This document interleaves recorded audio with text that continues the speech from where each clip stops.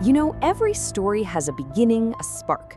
But for this one, a story about a notebook that literally falls out of the sky, that spark isn't some grand prophecy. It's actually a feeling we all know really, really well, just plain mind-numbing boredom.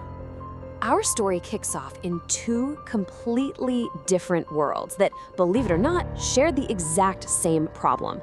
Over on the left, you've got the realm of the Shinigami. These are gods of death, and it's just this desolate, gray wasteland. Then on the right, the human world, a totally normal high school classroom. But in both places, the air is just thick with this feeling of monotony. And that thought, that's coming from a Shinigami.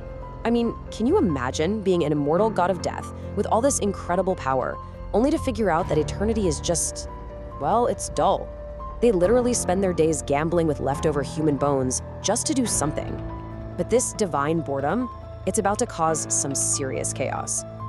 So let's hang out in this bizarre realm of death gods for a minute. Who are these guys really? And more importantly, what in the world happens when one of them finally gets tired of the endless routine? Okay, so this is Ryuk, and I mean, you can probably tell from that wicked grin he's a bit of a troublemaker. He is so fed up with the barren landscape and the pointless games his buddies are playing that he decides, you know what, I'm gonna make my own entertainment. And this right here, this is the moment that kicks off the entire story. Ryuk just kind of casually mentions to the other Shinigami that he's lost his death note, a super powerful tool they use to kill humans. But of course, it's no accident. He intentionally drops it from his world down into another just to see what kind of fun a human might have with it. And just like that, the notebook starts its long fall. So let's shift gears to the human world, because the person who finds this thing, he is not your average guy. Meet Light Yagami. He's 17, he's a genius, top of his class.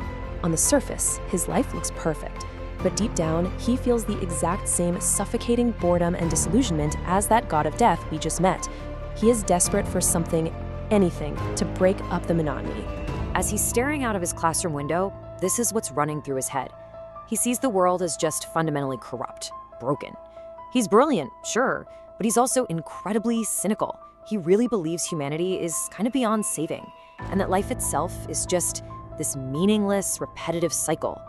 And then, almost as if the universe heard his silent wish for something to change, he sees it, a small black notebook, just falling out of the sky and landing on the school lawn. It's such a simple, out-of-place object, but it's enough to grab his attention. So what do? I think most of us would probably just ignore it, right? But Light isn't most people, and his curiosity, mixed with that deep, deep boredom, just won't let him walk away.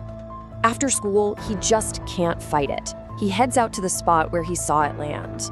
And at first, yeah, he's skeptical. He's totally ready to write it off as some kind of prank. But there's just something about it that pulls him in. So he picks it up. And there on the cover, he sees two simple, pretty intense words.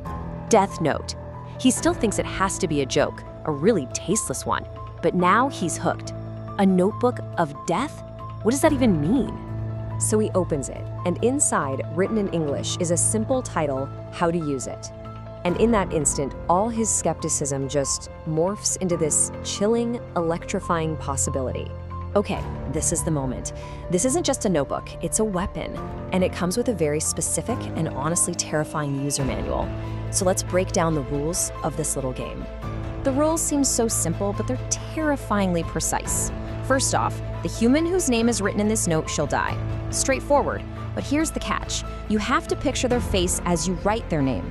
That makes it chillingly personal.